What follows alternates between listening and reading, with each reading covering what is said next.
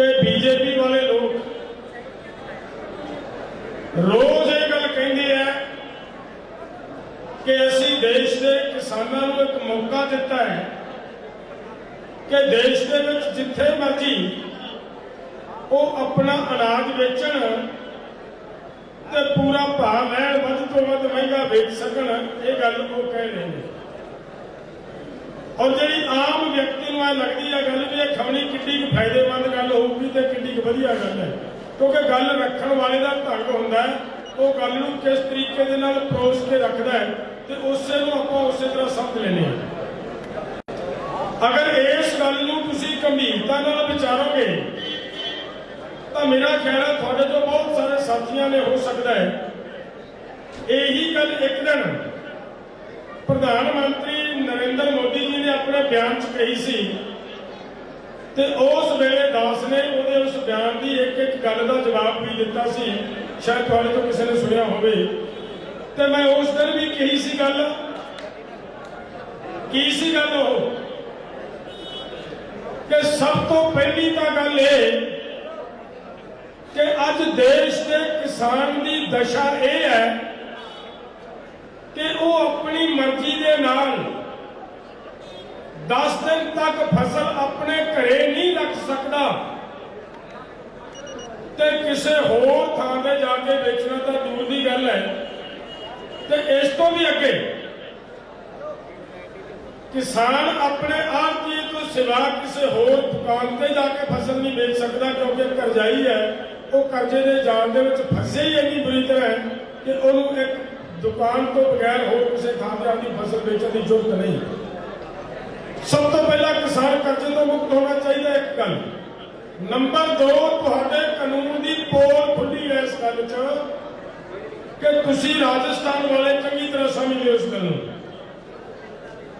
इन्होंने की कर रखा है कि किसानों तुसीं आपकी फसल का पंजीकरण करवाओ ते तुहाडी गिरदौरी के आधार के उत्ते तुहाडी फसल खरीदी जानी है ते जिन्नी एवरेज के मुताबिक तुहाडी फसल बन गई कि इस किसान की 200 मन सरों खरीदी जानी है तो केवल 200 मन ही खरीदी जानी है, 205 मन नहीं, ऊपर 5 मन नहीं खरीदी जानी। ये है ना तुहाडे राजस्थान वालों को पता ना इस गल का। हुण सवाल इत्थे इस गल का है कि राजस्थान च बैठा किसान अपनी उपरली 5 मन नहीं बेच सकता। क्यों? क्योंकि वह पंजीकरण नहीं होया, उसके रिकॉर्ड मुताबिक नहीं बनती। तो मैनूं ऐ दसो भी बिहार, यूपी, पंजाब किसी होर स्टेट तो आके किसान इत्थे की फसल बेच लू? क्यों भी दोस्तों? तो इन्हां दा झूठ है ये। सगों पहला सी कि किसान फसल जिथे मर्जी बेच सकता सी, हुण अजिहियां नुकते इहदे कानून लिया के किसान नूं बंदी बनाता कि तू फसल इत्थे ही बेचनी है, इस तो बाद नहीं बेच सकता। तो मेरे दोस्तों एक गल होर, इस कानून दे विच जिहदी असीं साडी बहस चल रही सी ते असीं एक सवाल रखिया सी। असीं कहा भी तुसीं इन्हां कानूनां 'च लिखिआ है कि किसान कोर्ट नहीं जा सकता। अगर किसान का तो फसल खरीदने वाले का या किसान का तो कंट्रैक्टर का अगर कोई डिस्प्यूट हो गया, झगड़ा हो गया पैसे के लेन देन लेके, तो किसान कोर्ट नहीं जा सकता। तो उन्होंने दलील देखो की है।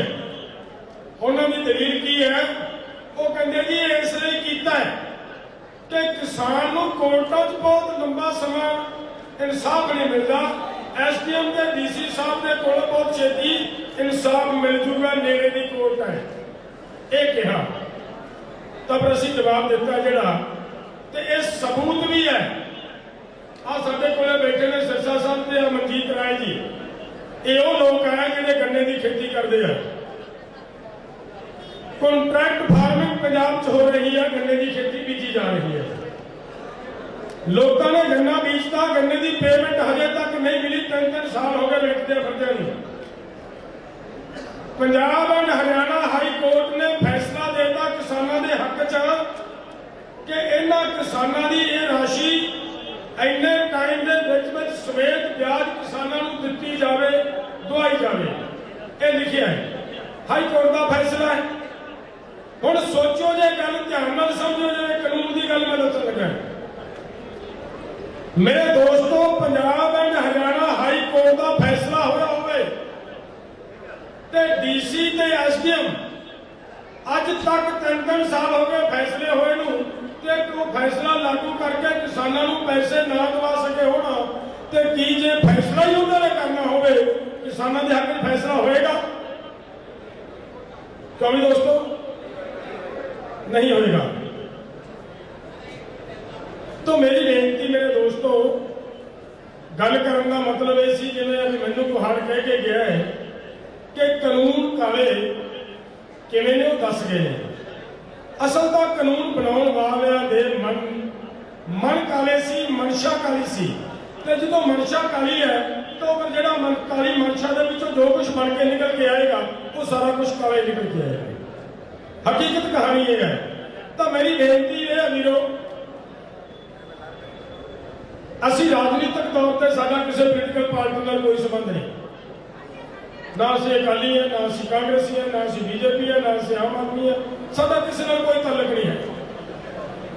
ਅਸੀਂ ਕਿਸਾਨੀ ਦੀ ਅੰਦੋਲਨ ਨੂੰ ਅੱਗੇ ਤੋੜਨ ਵਾਸਤੇ, ਲੜਨ ਵਾਸਤੇ, ਜਿੱਤਣ ਵਾਸਤੇ ਲੜ ਰਹੇ ਹਾਂ।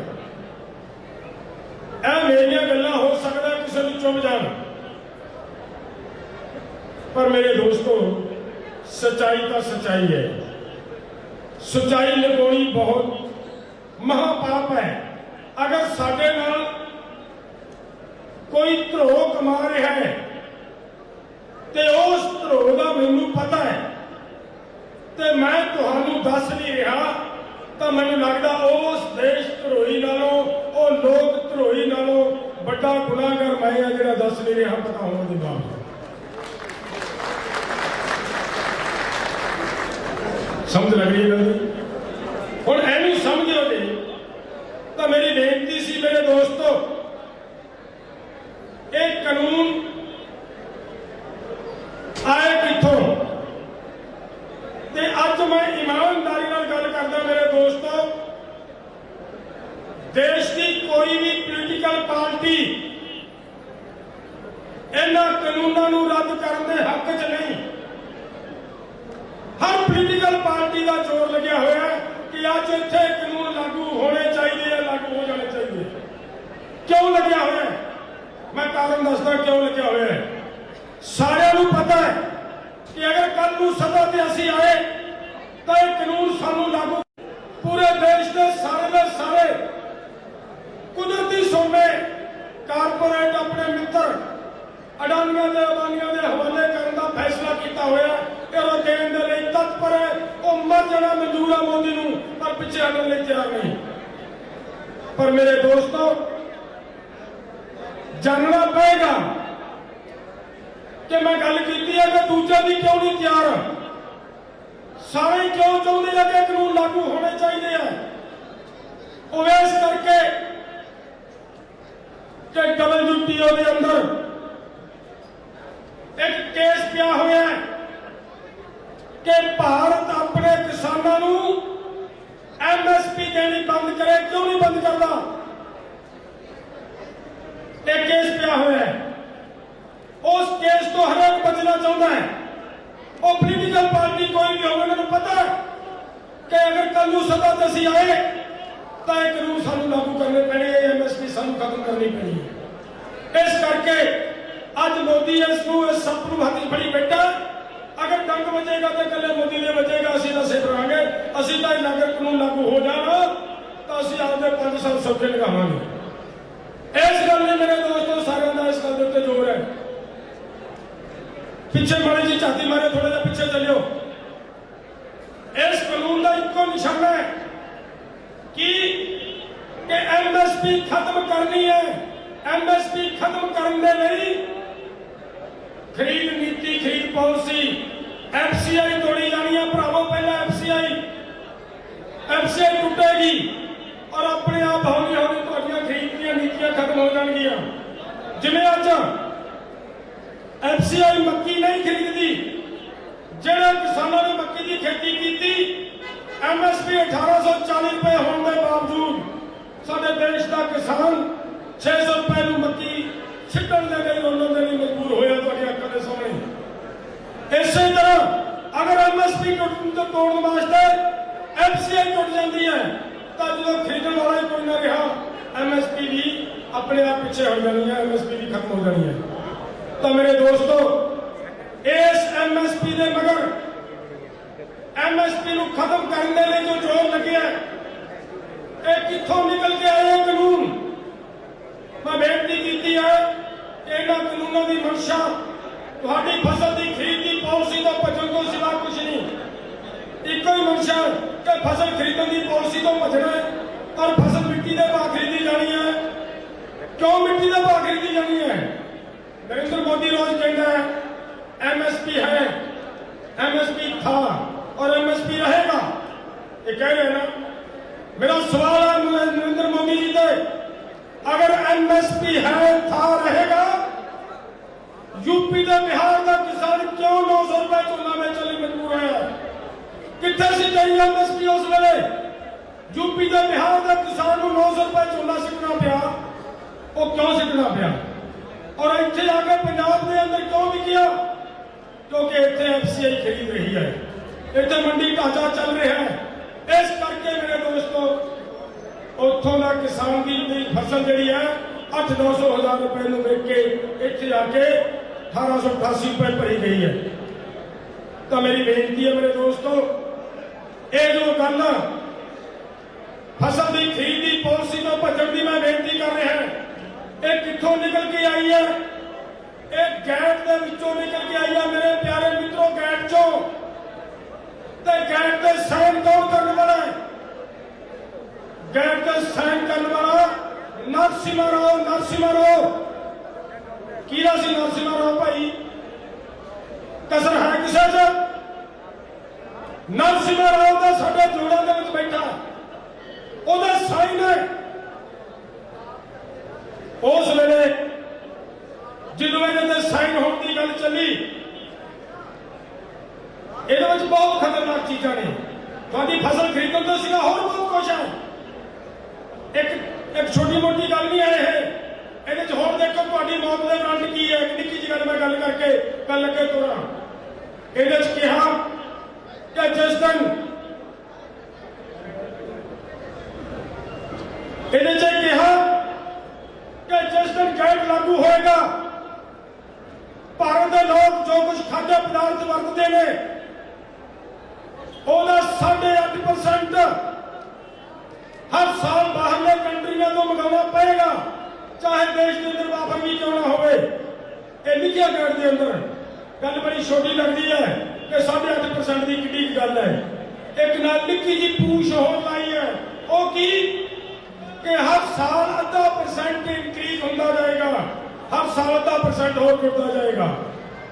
तो मेरे दोस्तों ये 2004 च लागू होया है। 2004 तो लेके अज तक तुहाडी मजबूरी है, साडे देश की मजबूरी है कि इन्हों 2024 दे विच जाके 20 साल हो जाने लागू होए नूं 10% हो 8.5% पिछे 18-19% बाहर तो खरीदना पैना है। हौली हौली जो 0.5% जुड़ता गया तो देश के किसान का अनाज मिट्टी के भाव सिटना पैना है और बाहर चक्के खरीदना पैना। मेरे दोस्तों ये कितनी खतरनाक पॉलिसी है। ये हालात है साडे देश का। होर एक गल दसां, ये लिखिया कि अगर गैट का कोई कानून भारत के किसी कानून का विरोधी है, इन्हों का एक दूसरे का तालमेल नहीं बैठता, तो भारत को अपना कानून बदलना पड़ेगा। गैट का कानून नहीं बदलिया जाएगा। एक क्वेश्चन है बच्चा, हुण सवाल यह है कि जेकर भारत के संविधान का कानून बदलना पैंदा है तो की भारत का संविधान बेईमान लोगों की नीति करके, इन्होंने लोगों की नीतियां करके कि गैट का गुलाम नहीं होगा? मेरे मित्रों दसो ईमानदारी नाल क्योंकि दोस्तों समझ आ रही है गलती। तो जो ये कुछ हो रहा है फिर सवाल इतने खड़ा होता है कि एडा खतरनाक तो फिर भी शरण होए तो जो उन्होंने निगाह मार गए तो बड़ी अजीब कहानी हो निकल के बाहर आती है। उस वे प्रिंसीपल सैकटरी भारत सरकार के SP शुक्ला जी ठोक के विरोध किया कि बिल्कुल मैंबर नहीं बनना चाहिए। SP शुक्ला ने भारत सरकार वालों MPs की एक कमेटी बनाई गई कि पड़ताल करो कि ये मैंबर बनना चाहिए या नहीं बनना चाहिए। MPs की कमेटी ने रिकमेंडेशन दी कि सानू ये मैंबर नहीं बनना चाहिए। फतेह प्रवान करो। वाहिगुरू जी का खालसा वाहिगुरू जी की फतेह। प्यारे दोस्तों,